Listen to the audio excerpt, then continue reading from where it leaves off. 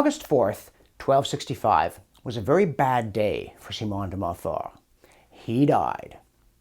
And in some sense, his earthly troubles ended when he was killed in the Battle of Evesham by forces commanded by the future King Edward I. Though, as a matter of fact, after they killed him, they did mutilate his body in various horrible ways. Apparently, his severed head was sent by Roger Mortimer as a gift to his wife. Boy, you wouldn't want to be present for the Mortimer family Christmases. And that's only the part of what happened to him that I can tell you about.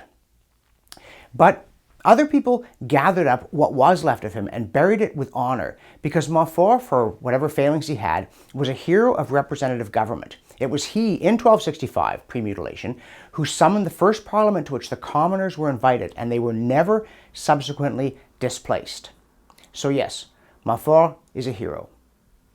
He's also an anti-Semite. And, you may say, well, pretty much everybody in his time was an anti-Semite. For that matter, you could say there seems to be a lot of it around today. But that doesn't excuse it. In addition to being a hero, he's also in part a villain. And the question is, what are we to make of this? That is the question for thoughtful people. How do we come to terms with the fact that some people in the past who would otherwise command our admiration have qualities that we deplore? The more shallow just think of themselves as inherently superior to the parade of humanity that went before they arrived on the stage and things became glorious. They think they're immune to failings.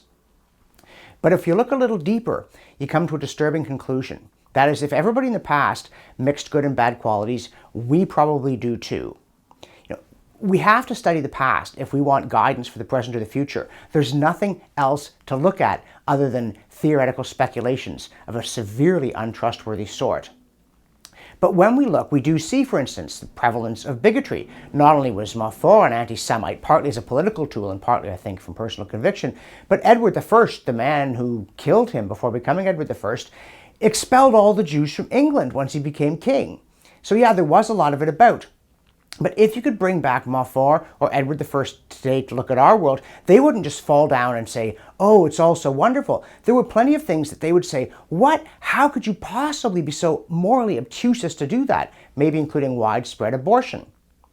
And I used to bring this up with my students in American history, say, everybody in this class thinks if they'd lived in the 1840s, they'd have been a fervent abolitionist.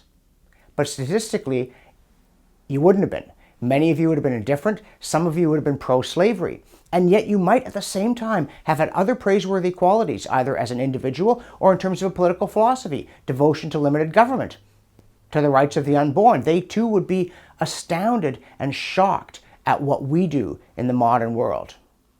So when you look at Montfort, you can't look away from his anti-Semitism, but you also cannot deny that he was at the same time a legitimate hero in the struggle for self-government in the open societies that eventually do examine their flaws. And you realize that one of those flaws comes not from institutions, but from the fact that the dividing line between good and evil runs through the human heart. So Montfort should inspire us not only to stand up for self-government, but also to scrutinize within ourselves the tendency to overlook our own failings while being vehement about those of other people. And that makes his example doubly worthy.